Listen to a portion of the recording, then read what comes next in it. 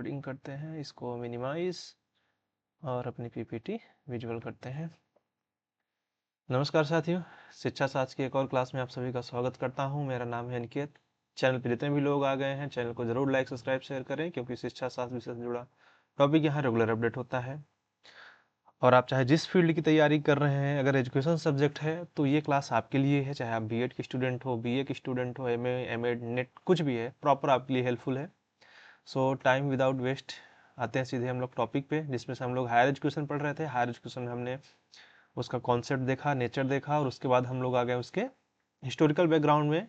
तो हमने वैदिक काल से शुरुआत की थी। वैदिक काल, बौद्ध काल हम लोग पढ़ा चुके हैं, सॉरी बौद्ध काल पढ़ चुके हैं। और आज हम लोग आते हैं मुस्लिम एरा पे। तो अगर बात किया जाए, अरे इसको थोड़ा बोल्ड करना था, खैर जाने दो। तो इनका जब इन्वेजन होता है मुस्लिम रूलर्स का, तो ये लंबे समय तक राज करते हैं।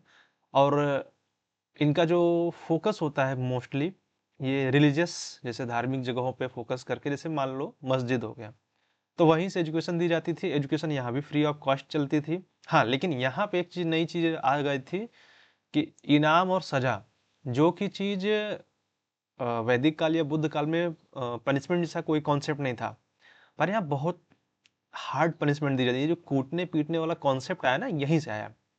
इनका जो बेसिक करिकुलम था वो कुरान पे बेस्ड था, और बच्चों को ये स्टार्टअप से ही याद कराया जाता था। और जैसे मैंने बताया ना कि वैदिक काल में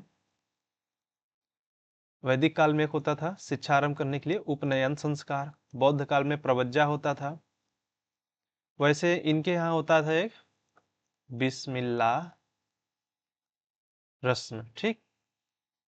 इसमें मोस्टली आपको बुक्स में मिल जाएगा, लेकिन ये 4 वर्ष पे शुरू किया जाता है। लेकिन बुक्स में आपको मिलेगा 4 वर्ष, 4 माह, 4 दिन। तो बच्चे को कुरान की आयत बोलने के लिए दिया जाता था। और क्या करता था, अगर बोल लिया जाता था तो भी स्टार्ट पूरे नहीं होती थी, तो यही बिस्मिल्लाह बोल के उसका एजुकेशन स्टार्ट कर दिया जाता था। सो आगे आते हैं। इनका जो टाइम पीरियड है 1206 से 1707 तक हम मान लेते हैं।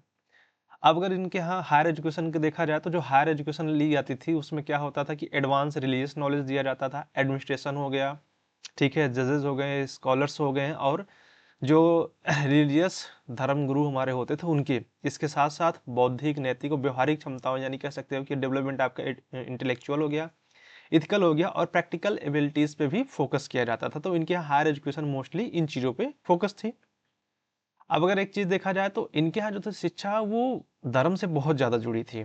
तो इसलिए इनके यहाँ धर्म हर जगह मिलेगा आपको, लेकिन साथ साथ आपको साइंस हो गया, मैथ हो गया, क्लिनिक बोल दे रहा हूँ, डिस अरे यार हाँ, क्या बोलेंगे उसको, मेडिसिन बोल देते हैं। मेडिसिन हो गया, फिलोसफी, मतलब जो धर्म से अलग विषय थे इनसे भी जोड़ा गया था। इसके अलावा जो इनका उच्च शिक्षा का जो उद्देश्य था कि डिसिप्लिन, इथिकली, हॉनेस्टली, और जो कि हर शिक्षा के लक्ष्य होता है कि जब आप शिक्षित होकर निकले तो समाज उपयोगी बने, ना कि समाज दुरुपयोगी बने।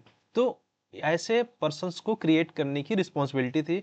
और इवन इनके यहाँ तक कहा जाता था, मतलब एजुकेशन पे इतना फोकस था, फिर भी कुछ मायने में कमियां भी थी, कि ये सीधे कहते हैं कि अगर शिक्षा तुम्हें लेनी है, चीन जाना पड़े तब भी शिक्षा जाके लो। चीन से मतलब दूरी से है, कि आप कितनी भी दूरी जाके, लेकिन अगर आपको एजुकेशन मिल रहा है तो आपको एजुकेशन लेना चाहिए। ये कोटेशन आती है, खासकर पीजी के बच्चों के लिए बहुत ज़्यादा हेल्पफुल है, क्योंकि नेट के एग्जाम में पूछ लिया जाता है। अब अगर उच्च शिक्षा के जो मुख्य उद्देश्य थे अगर देखा जाए, तो अगर हम धार्मिक उद्देश्य से शुरू करें, तो सबसे पहले जो इनके धर्म ग्रंथ हैं, कुरान, हदीस, इस्लामी कानून, जो शरीयत है, इनकी सबसे पहले आपको अंडरस्टैंडिंग होनी चाहिए।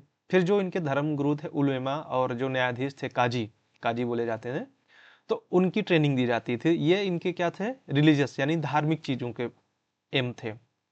उसके बाद अगर हम एडमिनिस्ट्रेशन पे देखें, यानी हम प्रशासनिक तरीके से देखें, गवर्नमेंटिंग ऑब्जेक्टिव देखें, तो जो ऑफिसर्स थे, राज्य के हिसाब से अधिकारियों को तैयार किया जाता था। इसके अलावा ट्रेनिंग दी जाती थी लॉ की, रेवेन्यू की, डिप्लोमेसी की, गवर्नेंस, यानी कह सकते हो कि पूरा एडमिनिस्ट्रेटिव इनको देखना था।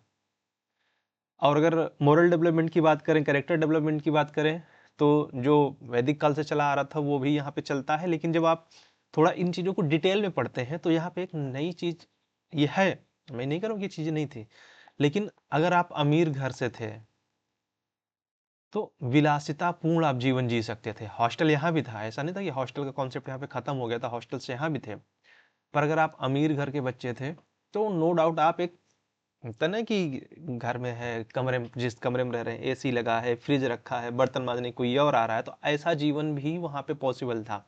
एक तरह से कह सकते हैं कि अगर आपके पास था तो आप विलासितापूर्ण जीवन जी सकते थे। बौद्धिक विकास की बात किया जाए तो आर्गुमेंट हो गया, डिबेट हो गया, और स्कॉलरशिप्स को मतलब जो विद्वत्ता, यहाँ पे स्कॉलरशिप का मतलब आपकी एक्सपर्टीज से है, फेलोशिप वाली मत समझ लेना, ठीक है। और साथ में ये क्या करते थे कि टेक्स्ट यानी ग्रंथों का अनुवाद करते थे, उनका एक्सप्लेनेशन करते थे, ये काम आता था इनके यहाँ। अगर उच्च शिक्षा के संस्थान तो देखो इनके यहाँ प्राइमरी जो एजुकेशन होती थी, अरे यार ये नहीं होना चाहिए डिवाइस में, अच्छा ज़्यादा ऊपर हो गए थे हम, फिर अरे अरे ना मुन्ना नाम यहीं से हम लिख देते हैं। प्राइमरी एजुकेशन क्या होती है, मकतब में दी जाती थी। दो शब्द आप साथ में सुनते होंगे, मकतब और मदरसा। तो मकतब क्या होते थे, प्राइमरी एजुकेशन या एलिमेंट्री एजुकेशन के लिए होते थे, और मदरसा जो होते थे हायर एजुकेशन के लिए होते थे। तो यहाँ पे आपको एडवांस एजुकेशन कह सकते हो, और वही सेम चीज़ थी कि एजुकेशन फ्री थी, आवास भी था और फूड, ठीक है। जैसे अगर कुछ फेमस मदरसों के नाम हैं तो जैसे फिरोज शाह तुगलक का मदरसा हो गया, बीदर में मदरसा हो गया, और जौनपुर का मदरसा। फिर मस्जिदों में भी कई जगहों पे शिक्षण सेवाएं थी, तो वहाँ पे क्या होता था कि लर्निंग सेंटर थे।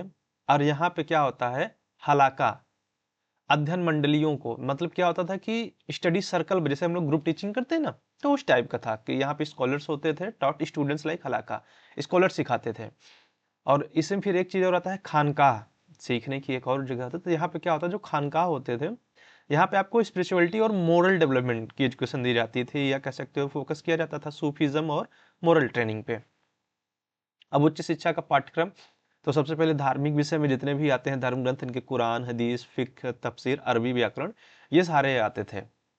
इसके बाद शिक्षण के तरीके, एक मिनट, दूसरा इसमें ऐड करना भूल गया क्या, कोई बात नहीं, हम यहाँ से ले लेते हैं इसको। अ, अ, एक मिनट, छूट गया, देखो यही होता है, कोई बात नहीं।